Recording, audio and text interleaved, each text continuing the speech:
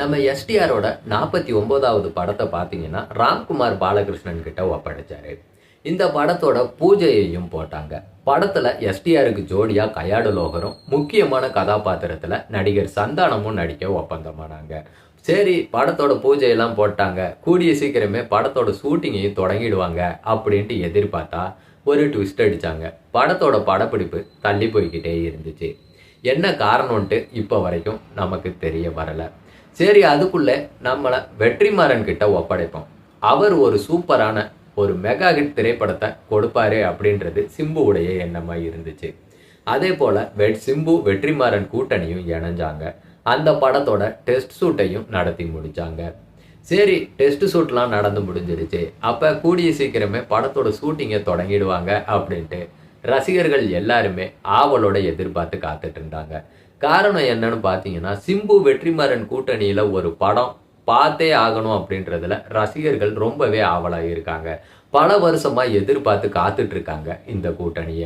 ஆனா அந்த கூட்டணி அமையாமலே இருந்துச்சு. இப்ப ஒரு வழியா சிம்பு வெற்றிமாறன் கூட்டணி அமைஞ்சது. ஆனா அதுலயும் இப்ப ஒரு பிரச்சனை வந்து நிக்குது.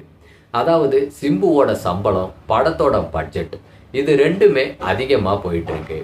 இந்த ரெண்டையும் மனசுல வச்சுக்கிட்டு படத்தை விற்கும் போது பார்த்தீங்கன்னா, பெரிய லாபத்தை பார்க்க முடியாது அப்படின்றது தயாரிப்பாளர் தானுவுடைய எண்ணமா இருக்கு.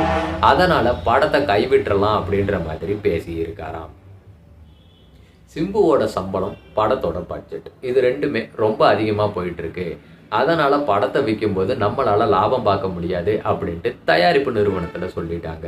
அதனால தான் இப்ப வரைக்கும் இந்த படத்தோட ஷூட்டிங்கை தொடங்காமலே இருந்திருக்காங்க. மறுபடியும் சிம்பு கிட்ட பேச்சுவார்த்தை நடத்தி சம்பளத்தை கம்மி பண்ண சொல்லி, படத்தோட பட்ஜெட்டையும் கொஞ்சம் குறைக்க சொல்லி, இதெல்லாம் நடந்துச்சு அப்படின்னா தான் இந்த படத்தோட ஷூட்டிங் ஸ்டார்ட் ஆகும் அப்படின்றதுல தானு பார்த்தீங்கன்னா உறுதியா இருக்காராம். சரி, இந்த படத்தோட ஷூட்டிங்கும் தள்ளி போயிடுச்சு. நம்ம வாடிவாசல் படத்தோட கதையை முழுமையாக்கிடலாம் அப்படின்றதுல இப்ப வெற்றிமாறன் வாடிவாசல் படத்தோட கதையை முழுமையாக்குற வேலையில தான் ஈடுபட்டு இருப்பதா சொல்லப்படுது. பொறுத்திருந்து பார்க்கலாங்க. சிம்பு வெற்றிமாறன் கூட்டணிக்கு ஒரு விடிவு காலம் பிறக்குதா? அது மட்டும் இல்ல, வாடிவாசல் திரைப்படம் வாடிவாசல் திறக்குமா திறக்காதா? இது எல்லாத்துக்குமே காலம்தான் பதில் சொல்லணும். பொறுத்திருப்போம்.